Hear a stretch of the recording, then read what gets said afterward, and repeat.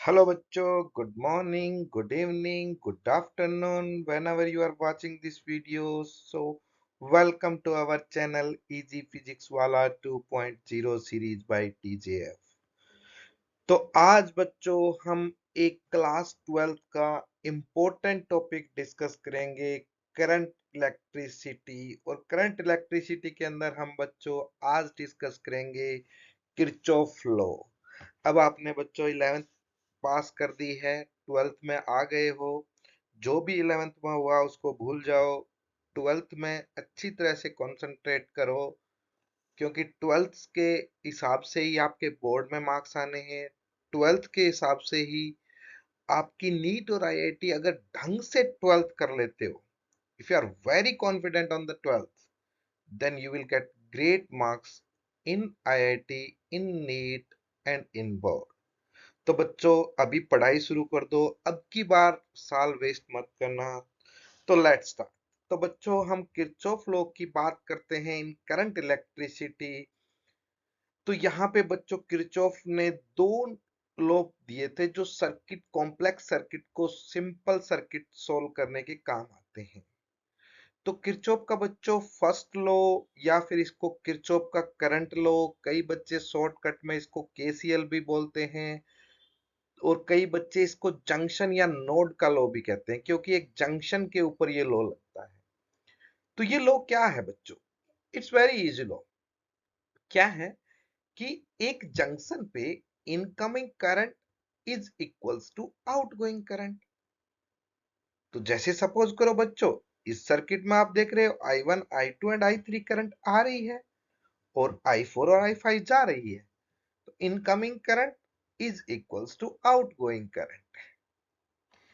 ये जंक्शन का लॉ है, या फिर इसको नोड लॉ भी बोलते हैं, केसीएल भी बोलते हैं, और किरचॉफ का करंट लॉ भी बोलते हैं। Simple, it's very simple.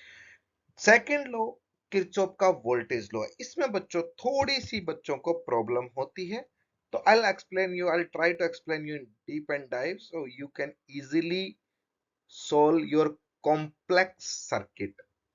तो हो क्या रहा है बच्चों, जैसे किरचॉफ के वोल्टेज लॉ में क्या होता है, हमको एक लूप बनाना होता है। और मैं आई बता रहा हूं बच्चों, लूप राइट क्लॉकवाइज बनाओ, एंटी क्लॉकवाइज बनाओ, कोई मतलब नहीं है। जैसा आपका मर्जी है वैसा लूप बनाओ, कोई रूल नहीं है उसका। आपका आंसर करेक्ट ही आएगा ऑलवेज। मैं आपको दिखाऊंगा एग्जांपल के थ्रू। तो ये लूप लो में हम कहते हैं एक लूप के अंदर वोल्टेज गेन और वोल्टेज लॉस का सम होता है, वो जीरो के बराबर होता है। तो जितनी भी वोल्टेज गेन होगी, जितनी भी वोल्टेज लूज होगी, उनका सम कर देंगे। लूज वाली को माइनस लगा देंगे, गेन वाली को प्लस लगा देंगे, और उसका सम इक्वल्स टू जीरो आना चाहिए। तो बच्चों ये डायग्राम को आपको थोड़ा सा डिटेल में बताया है, तो ये डिटेल में देख सकते हो। जैसे इसमें वोल्टेज ए से बी, बी से सी, सी से डी और डी से ए, जितनी भी वोल्टेज का गेन हुआ है, लूज हुआ है, लूज हुआ है तो माइनस लगा देना, गेन हुआ है तो प्लस लगा देना। और ये किरचॉफ का फर्स्ट लॉ है।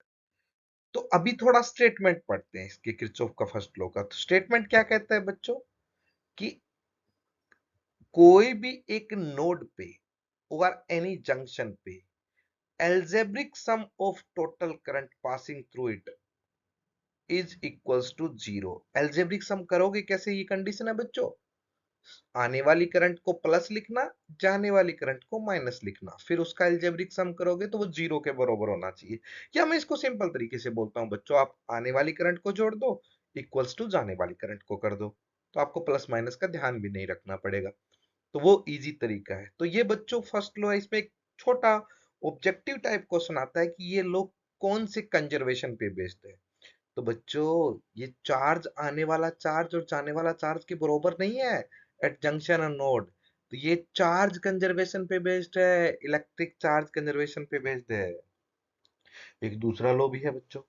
दूसरा लॉ क्या है, केवीएल। तो उसका अगर स्टेटमेंट पढ़े तो मैंने क्या बोला था, पहले आपको एक लूप बनाना पड़ेगा। वो लूप कैसा होना चाहिए, क्लोज लूप होना चाहिए। तो क्लोज लूप में आप स्टेटमेंट कैसे लिख सकते हो, algebraic sum of total voltage in close loop is equals to zero. Again बच्चों ध्यान रखना, एल्जेब्रिक सम में वोल्टेज गेन को प्लस लिखोगे, वोल्टेज लूज को माइनस लिखोगे। फिर आपका आता है बच्चों केवीएल, कौन से कंजर्वेशन पे बेस्ड है? ये इलेक्ट्रिक एनर्जी पे बेस्ड है। तो बच्चों कुछ क्वेश्चन मैंने सोल्व करके एक्सप्लेन करने की ट्राई किया। जैसे ये पहला क्वेश्चन है, बहुत ही सिंपल क्वेश्चन है कि 2 एम्पियर करंट आ रही है, 3 एम्पियर करंट आ रही है और आउट गोइंग करंट आई है, तो आई की वैल्यू फाइंड आउट करनी है। सिंपल है बच्चों, आने वाली करंट कितनी हुई? 2 + 3 5, जाने वाली करंट भी कितनी होगी? 5। 2 + 3 5, तो जाने वाली करंट भी 5। अब आपको लूप लो लगाने से पहले थोड़ा सा लो को गेन वोल्टेज कैसे पता लगता है, लूज वोल्टेज कैसे पता लगता है, उसका आइडेंटिफाई करना पड़ेगा। तो मैं आपको सिंपल तरीका बताता हूं बच्चों।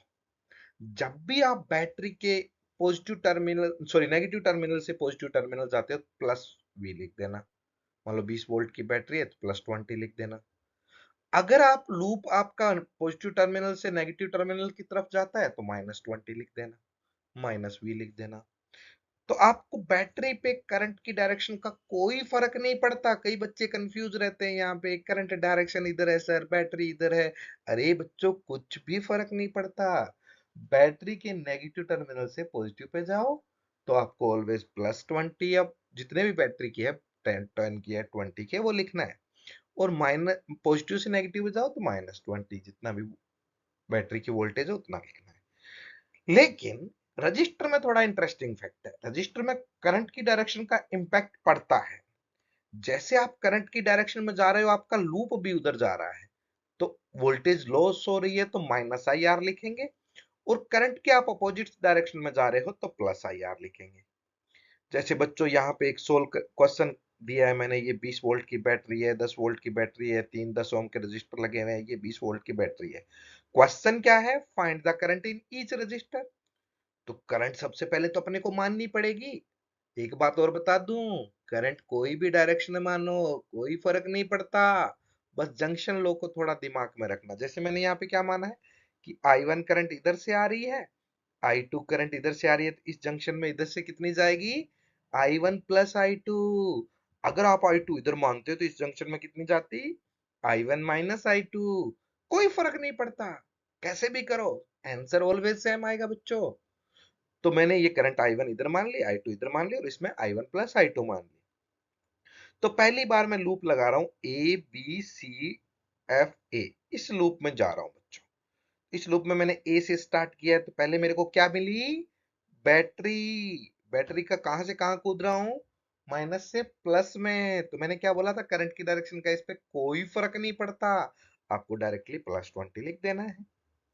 अब आप करंट की डायरेक्शन में जा रहे हो और रजिस्टर आ गया, तो इसमें ध्यान रखना है करंट की डायरेक्शन में जा रहा है लूप, तो -IR, तो माइनस आई कितना है? I1 माना था, और R कितना है? 10, तो -10I1 लिख दिया। ऐसे ही यहाँ पे बच्चों मैं भी इधर जा रहा हूँ, लूप भी इधर जा रहा है, तो यहाँ पे भी -IR लिखूंगा, तो -10 इंटू I1 + I2। फिर यहाँ पे बैटरी के पॉजिटिव से नेगेटिव में कूद गए तो -10 इज इक्वल्स टू 0। तो यहाँ इसको थोड़ा सोल्व करके लिख दिया, 2I1 + I2 is equals to 1। ऐसे ही दूसरा लूप लिया बच्चों मैंने, CDEFC, ये वाला। इसमें लूप में गया, सबसे पहले चलो मैं सी से स्टार्ट करता हूं, तो मैं करंट के ऑपोजिट डायरेक्शन में जा रहा हूं रजिस्टर पे, तो +IR लिखना पड़ेगा, +10 इंटू आई। अब बैटरी के पॉजिटिव से नेगेटिव में कूद रहा हूं तो -20। अब बैटरी के नेगेटिव से पॉजिटिव में कूद रहा हूं, +10। और फिर करंट के अपोजिट डायरेक्शन में जा रहा हूं तो +10 I1 + I2। इसको सोल्व किया तो ये 2I2 + I1, इन दोनों इक्वेशनों को सोल्व किया तो I1 I2 की वैल्यू आई। अब मेरे को कोई पूछे कि इस 10 ओम के रजिस्टर में कितनी करंट जा रही है, मैं बता दूंगा I1 1/3 जा रही है। कोई पूछे कि इस 10 ओम में कितनी जा रही है, तो मैं बता दूंगा 1/3 जा रही है। कोई पूछे इसमें कितनी जा रही है, तो इसमें I1 + I2 करूंगा, वो 2/3 आएगा, मैं बोल दूंगा I1 + I2 जा रही है। तो इस तरह से आपको लूप लेना है। लूप की कोई भी डायरेक्शन लो कोई फर्क नहीं पड़ता, करंट की कोई भी डायरेक्शन लो कोई फर्क नहीं पड़ता। बस ध्यान रखना करंट में हमेशा ही नोड वाला लॉजिक याद रखना है, जो किरचॉफ का फर्स्ट लॉ था। तो इसी के बेसिस बेस पे बच्चों क्वेश्चन दिए हैं मैंने, और उन क्वेश्चनों के आंसर भी लिख दिए हैं। आपको वो क्वेश्चन सोल्व करके आंसर निकालना है। जैसे ये क्वेश्चन है, यहाँ पे बैटरी लगी हुई है, 2 रजिस्टर लगा हुआ है, यहाँ पे एक बीच में बैटरी लगी हुई है, इधर रजिस्टर बैटरी लगी हुई है। आपको पूछा है एक्स और वाई के बीच में पोटेंशियल डिफरेंस। तो आपको क्या करोगे बच्चों, इसमें करंट निकाल लेना, इसमें करंट निकाल लेना, फिर लूप से यहाँ पहुंच जाना। तो जो भी आंसर आएगा वो आंसर मैंने लिख दिया, आप एक बार हाथ से प्रैक्टिस करना। इसी तरह एक सिमिलर क्वेश्चन दिया है, मैंने करंट की वैल्यू दे रखी है बच्चों। यहाँ पे 2 एम्पियर की करंट जा रही है, ये 5 ओम का रजिस्टर है, ये 7 ओम का रजिस्टर है, ये 70 वोल्ट की बैटरी है, ये आर ओम का रजिस्टर। आपको फाइंड आउट करना आर। जब मैंने कैलकुलेट किया बच्चों, वो आया 17.5 ओम। तो आपको एक बार प्रैक्टिस करके निकालना है। सिमिलरली एक सिंपल सा क्वेश्चन है, इसमें भी आप किरचॉफ का फर्स्ट लॉ लगा देना, इसमें करंट आई बता देना कितना, आने वाली करंट इजिकल्स टू जाने वाली करंट कर देना।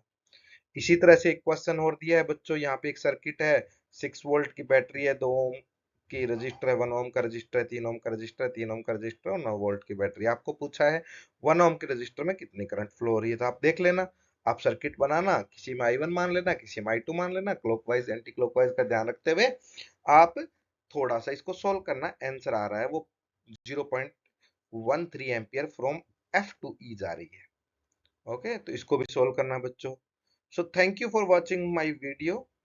Please like, share and subscribe my channel. Thank you.